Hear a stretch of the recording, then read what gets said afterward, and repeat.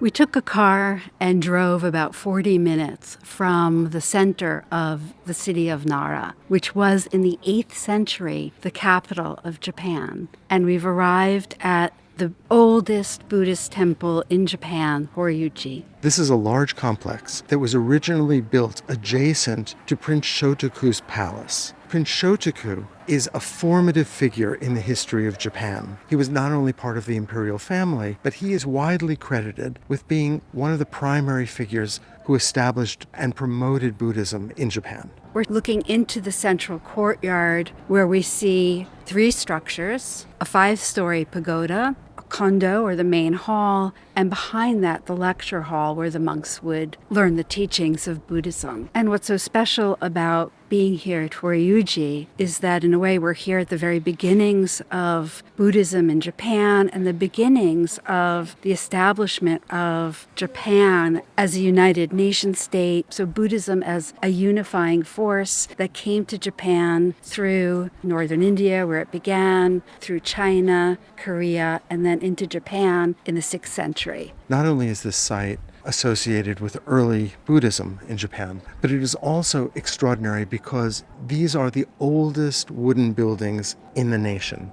One of the earliest Buddhist sculptures in Japan is held in the kondo here at Hōryūji. It's a sculpture known as the Shaka Triad. It shows the historical Buddha, Shakyamuni, known as Shaka in Japan, with a bodhisattva on either side. By legend, the face of the Buddha has the features of Prince Shotoku. In fact, there's an inscription on the sculpture that says that it was made just at the moment when Prince Shotoku was dying. And it strongly resembles Chinese sculptures, specifically Northern Way sculptures, for example, those in the Longmen Caves. So we see the important influence of Chinese sculpture, Chinese architecture here in the early years of Buddhism in Japan. Let's focus on the pagoda because the pagoda is original in its entirety. A pagoda can be understood as a Chinese and Japanese variant of the Indian stupa that historically was understood to hold the relics of the Buddha. This pagoda is enormous,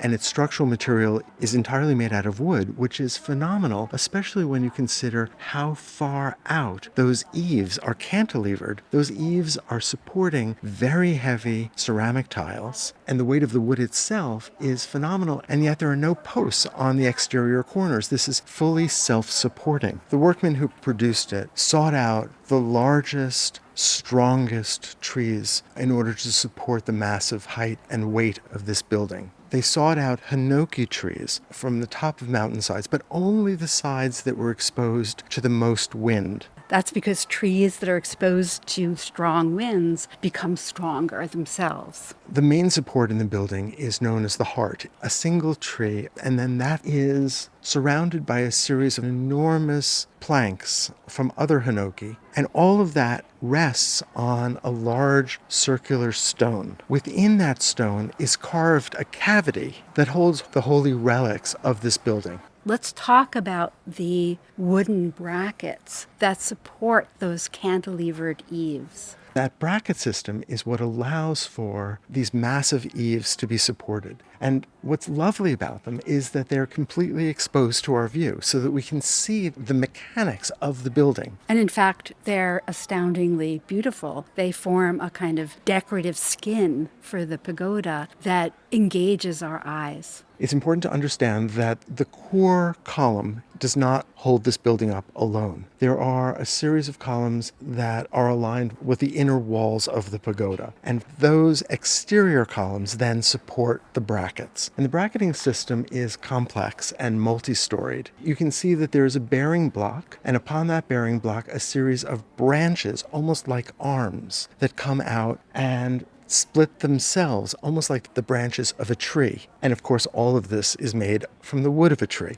Then you have a series of beams and rafters that tie the brackets together. You can see what is known as a tail rafter, which is that diagonal that slopes down from the building and outward. These were trees that came from mountaintops at some distance, and although we don't know the location, we do know that pieces of wood this large would take an enormous amount of energy to move to this site. What a pagoda does is draw our eye upward. That makes sense given its function as a place where the relics of the Buddha reside. This link between the earthly and the divine, and that finial at the very top that tapers so gracefully upward and draws our eye up also has a symbolic meaning. And part of that finial refers to the upper worlds, which is a concept that comes from the Hindu and from Buddhism. And that finial really marks this point as a kind of axis mundi, as a kind of axis of the world. And the master carpenter who worked on this building in the early 20th century on preserving it for future generations wrote about the way that his work was not simply about building, but had an important spiritual dimension. And he noted that before the master carpenter began his work, he would offer a Shinto prayer. We have taken the life of these trees, growing in the earth and flourishing in the mountains, and transported them to this spot. We fervently pray that these trees will continue to live, will find a second life in the buildings to be erected here.